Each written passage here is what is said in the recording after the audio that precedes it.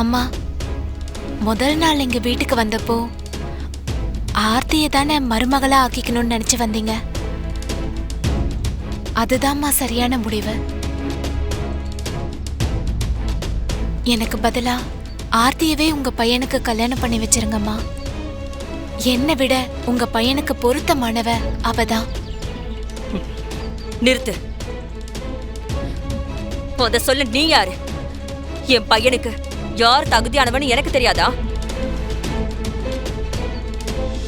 என் வீட்டுக்கு யார் மருமகளா வரணுங்கிறதுல என் பிள்ளையோட விருப்பத்தையும் நான் கேட்கல. இப்ப நீ சொல்லி நான் இதெல்லாம் கேட்டுருவேனா என்ன? இத பாரு வானதி, உன் தங்கச்சியை பத்தி முழுசா தெரிஞ்சுக்காம ஆரம்பத்துல நான் எடுத்த ஒரு முடிவுதான் தப்பாச்சு. ரொம்ப சாதாரண ஆட்கள் மாதிரி நாங்க உங்க வீட்டுக்கு வந்தப்போ உங்க அம்மாவும் தங்கச்சியும் நடந்துகிட்ட விதம் தான் என்ன இப்படி ஒரு முடிவு எடுக்க வச்சது. அம்மா, அது ஏதோ ஒரு கோவத்துல அப்படியெல்லாம் பேசிட்டாங்க. ஆர்த்தியும் சரி எங்க அம்மாவும் சரி படபடன்னு ஏதாவது பேசிடுவாங்களே தவிர மனசுல எதுவும் வச்சுக்க மாட்டாங்கம்மா.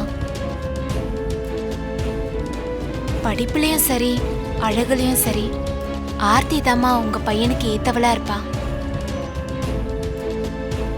அவளை பார்க்கும்போது நாளா ரொம்ப சாதாரணமானவமா.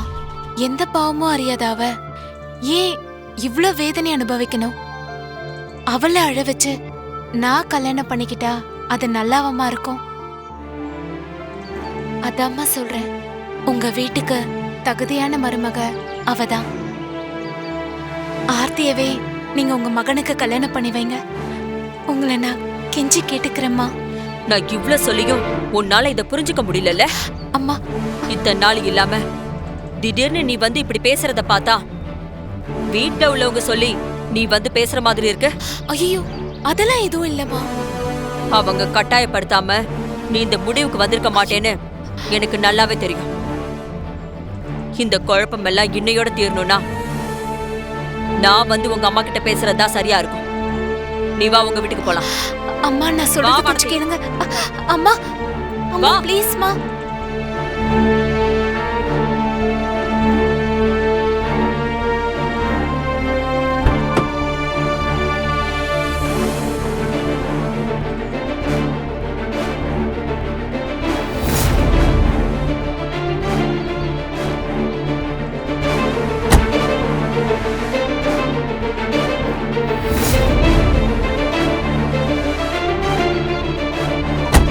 டிரைவர் போங்க.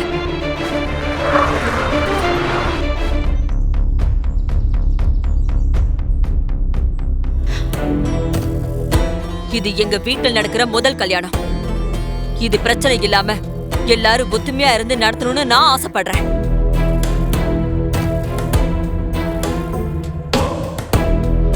நீங்க ஒண்ணு மாத்தி ஒண்ணா நீங்க குழப்பத்தை ஏற்படுத்திக்கிட்டே இருக்கீங்க.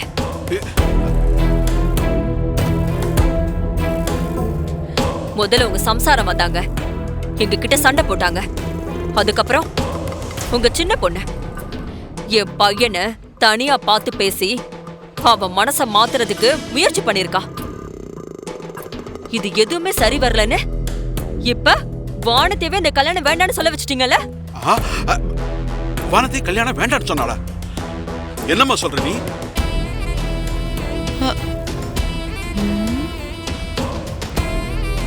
என்ன இது சம்மந்தி அம்மா வண்டி மாதிரி இருக்கு.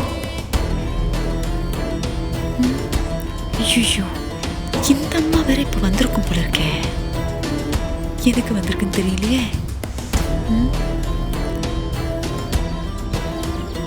இத பாருங்க, எனக்கு ஒரு உண்மை தெரிஞ்சாகணும்.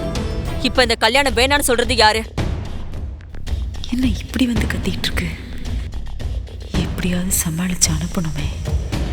சரிக்கு சமமா சண்டை போட்டா சரியா வராது. மருதும் அண்ணியும் சொன்னதான் கரெக்ட். உன் போக்குலயே விட்டு உன்னை பிடிக்கிறப்ப கேக்குறல, சொல்லுங்க. அவளுக்கு அமைப்புற இந்த வாழ்க்கைய எதுக்கு ஆர்த்திக்காக பரிதாபப்பட்டு அவ விட்டு கொடுக்கணும்னு நினைக்கிறா? விட்டு ஏதோ அவளுக்கு இந்த கல்யாணத்துல விருப்பமே இல்லாத மாதிரி பேசிட்டு இருக்கா. ஐயோ சம்பந்தியம்மா, நீங்க என்ன பேசுறீங்கன்னு எனக்கு புரியலையே. வானதியா இப்படி உங்ககிட்ட வந்து சொன்னா? வானதி வாங்க வாங்க. என்னம்மா இதெல்லாம்? நீதான் சம்பந்தி அம்மா கிட்ட பேசுனியா? கல்யாணம் வேணான்னு சொன்னியாமா? சொன்னியா? ஏண்டா இப்படி எல்லாம் பேசுற நீ? ஐயோ கடவுளே, எனக்கு ஒண்ணுமே புரிய மாட்டேங்குதே. இங்க பாருங்க சம்பந்தி அம்மா, அவ பேசுனது எதுவுமே எனக்கு தெரியாது. இங்க என்ன நடந்துட்டு இருக்குன்னு கூட எனக்கு புரியல. நான் உங்ககிட்ட கெஸ்ட் ஹவுஸ்ல வந்து பேசுனதுக்கே இப்ப வரைக்கும் மனசு சங்கடப்பட்டுட்டு இருக்கேன். இருந்தாலும் நீங்க அதெல்லாம் மனசுல வச்சுக்க மாட்டீங்க, எல்லாத்தையும் மறந்துடுவீங்கன்னு எனக்கு தெரியும். ஏன்னா உங்களுக்கும் என்ன மாதிரி ஒரு பொண்ணு இருக்குல்ல, ஒரு தாயோட மனசு, தவிப்பு, இதெல்லாம் இன்னொரு தாய்க்கு கண்டிப்பா புரியும். நான் எப்படி சொல்லி புரிய வைப்பேன்?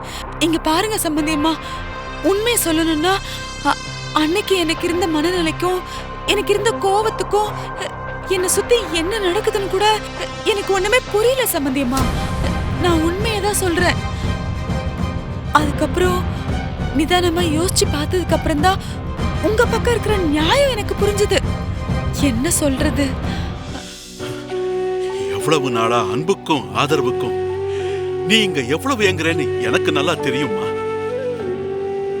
இதுக்கெல்லாம் சேர்த்து வச்சுதான் கடவுளா பார்த்து ராஜேஸ்வரி அம்மாவை இங்க அனுப்பி வச்சிருக்காரு.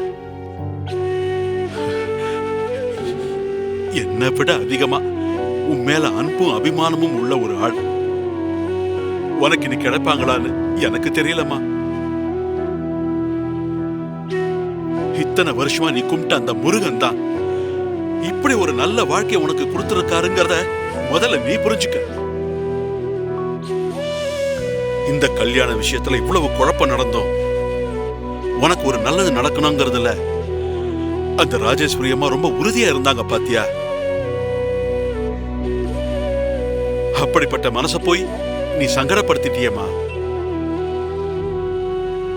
நீ இப்படி எல்லாம் பேசினதுக்கு வேற யாராவது இருந்திருந்தாங்கன்னு வைய, வரேன்னு சொல்லிட்டு போயிருப்பாங்களே தவிர இப்படி வந்து நம்ம கிட்ட தாங்கிக்கிட்டு இருக்க மாட்டாங்க. இத பாருமா, என்ன நடந்தாலும் அந்த அம்மாவோட கைய மட்டும் கெட்டியா பிடிச்சுக்கம்மா.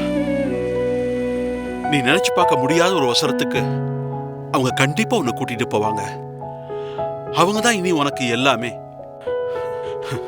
எதுக்காகவும் அவங்க கைய உதறி விட்டுணும்னு நீ நினைச்சிடாதம்மா. இத மட்டும்தான் அப்பா உங்ககிட்ட இருந்து எதிர்பார்க்கிறேன். உன் கல்யாணத்தை நினைச்சு பெரிய நம்பிக்கையோடு இருக்கிற என்ன ஏமாத்திராதம்மா. ஐயோ என்னப்பா, கண்டிப்பா மாட்டேன்.